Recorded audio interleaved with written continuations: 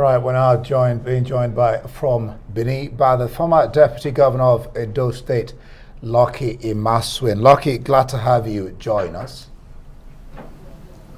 All right, thank you for let's start with your evaluation of this whole saga. We started with just 5 words. Please help return the Benin Bronzes, put in the pockets of a white man known as Mr. Dunstone. What's your evaluation of this whole saga? Well, good evening. Thank you very much. Good evening, viewers. Personally, I don't even want to regard it as being a saga in a way. For those who had the opportunity to attend the press conference today at the Palace of the Oba of Benin, Omonoba Nedoku Akpolokpolo, His Royal Majesty, Oba Ewa II, you see there were more than 5,000 persons there. And those who could fit into the venue of the event cut across segment of the Benin Kingdom. You have the family of the Oba, you have the Ohens, you have all kind of the Nigis, the Nogis, you have the chiefs, you have the what we call the Okagele, the youths that represent different communities. They were all present. Why? To join the Oba of Benin, calling on the British and other Europeans that have taken these artifacts to return them to the proper place, the proper owner. So I don't think there is controversy. For those of you who may have had the opportunity of watching a documentary, a BBC documentary that was done in May 1975 by David Attenborough, it's very easy, you Google it. Even the British themselves agreed at that time that this artifact need to be returned back to the place where it was stolen from. You are aware of the incident that led to this unfortunate situation in 1897, where they came into Benin, killed a lot of people, destroyed houses, burned down the palace. Mind you, the original palace is still where this current palace of the Benin Oba is today, but it was almost 10, 20 times larger than it is now. All the way, the part of current government house and the entire environs, ring road, they were all part of the Benin Palace of those days. When they destroyed it, that's 124 years ago, these artifacts were stolen, looted, and they took pictures and they took them to England. From there, they find their way to various European cities. Now, thank God, let me quickly say this. I know I don't have all night to make this point. The fight, the struggle to return this artifact back to Benin didn't start today. It started several years ago during the reign of Oba Kenzua, the grandfather of the current Oba, during the reign of Oba Ediawa, who has now since joined his ancestors. They will cry for the return of this artifact. And as a matter of fact, our current Oba, who was then the crown prince of the Benin Kingdom, was mandated by his father, then the Oba of Benin, to go using his office as the Nigerian ambassador to several European countries and cities to please solicit for the return of this artifact. It's an opportunity. We thank Nigeria government, we thank civil organizations, we thank some like-minded British, we thank Nigerians, we thank the Palace of the Oba of Benin, who have put mechanism in motion to ensure that these artifacts are returned back to Nigeria. Mind you, the Palace of the Oba of Benin belongs to the Benin people. The artifacts belong to the Benin people. The Oba of Benin is the authorized custodian of our heritage and our custom. You cannot possibly take things out of the Palace of the Oba of Benin and don't return it back to the Palace of the Oba of Benin. I know there are some argument being made in some quarters. Oh, how do we guarantee the safety of these artifacts? Or how do we guarantee that these artifacts are maintained in certain climatic conditions? For crying out loud. In 1897, 124 years ago, when they took some of this artwork from the Benin Kingdom, some of them were already 400 years old. If the European took an artifact of 400 years old, 124 years ago, and they are still in their original form, what is the crying about? Why are we thinking that we can, the Palace of the Benin cannot take adequate care of this artifact? Mind you, let me use this opportunity to make one point unequivocally clear. The Oba of Benin has never, to the best of my knowledge, at any time, directly or indirectly, indicate that the state or the federal government shouldn't be involved. There have been an arrangement during the reign of Oba Ediawa. I have been and continue to be close to the palace, where the Oba Ediawa has made an arrangement for Royal Museum.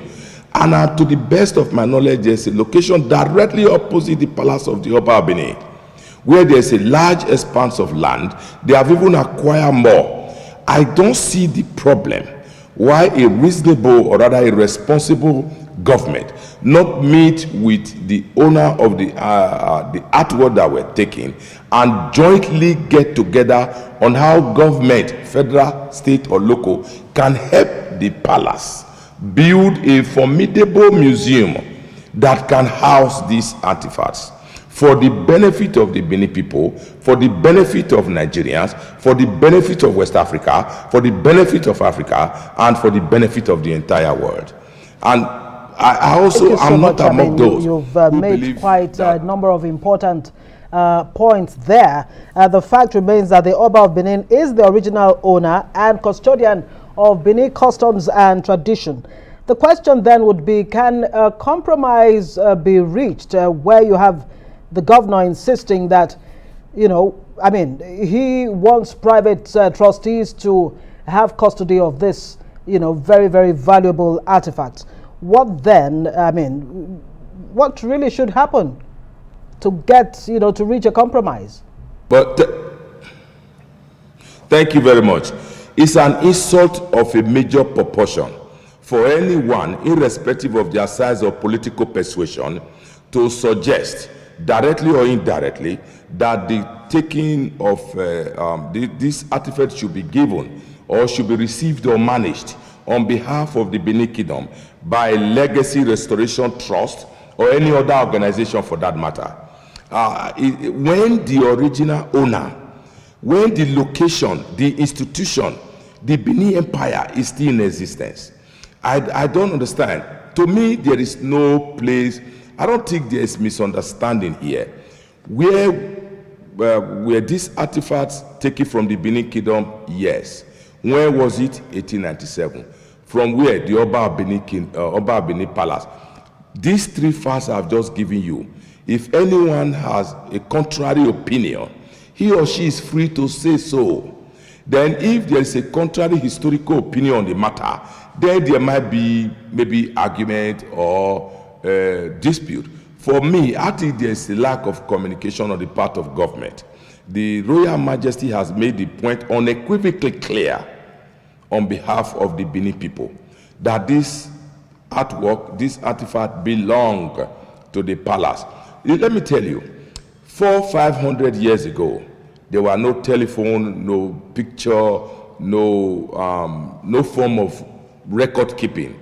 Like what happened in the palace of the Oba today, if that was to be maybe early 1800 or 1700, 16 something, a message will be sent to, there are a certain group of persons who comes to the palace who are mandated to record the event, not in terms of writing it down or picture.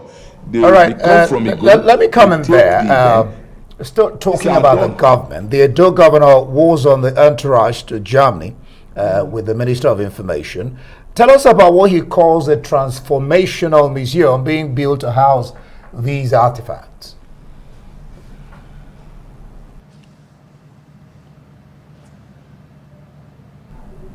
Hello, I lost you there. The governor is talking about what he calls a transformational museum being built to house these artifacts.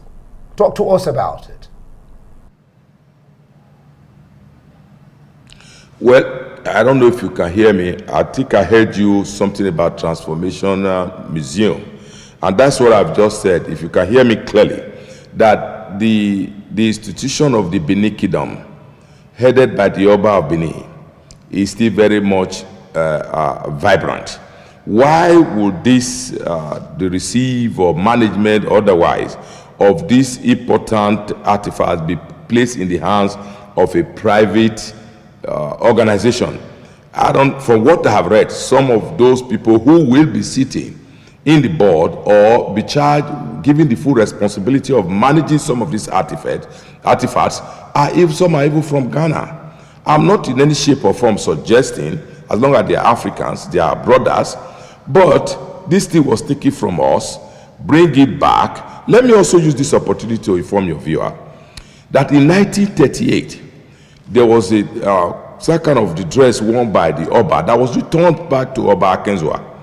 And in 2013, there was a bird, a son of a bird that was brought back, an artwork dispensing the bird that was brought back by one Mark Walker, who came, his father, his great-grandfather was Mr. Walker, who were among those who came and invaded Benin.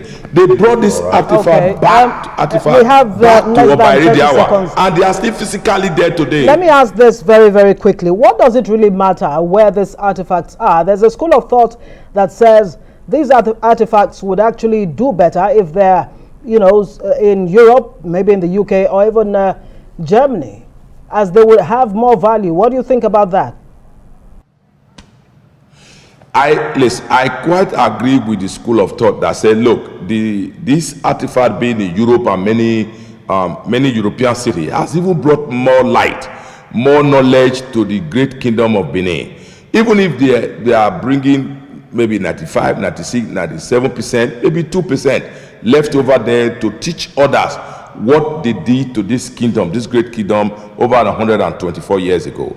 They can bring, we are expecting almost 90-something% of this artifact back. So yes, I agree with you that this artifact of Benin Kingdom, which has found itself in Moscow, in London, in Zurich, all over Europe, has also thrown more light on the great kingdom of Benin. I agree, but they belong to the Benin's, and they belong to this. We'll have to leave it there. Remember, thank you very much. Lucky Imasuen, former Deputy Governor of Edo State, there joining us. Well, we'll take a short break. When we come back, 42 people killed by bandits in Zamfara State.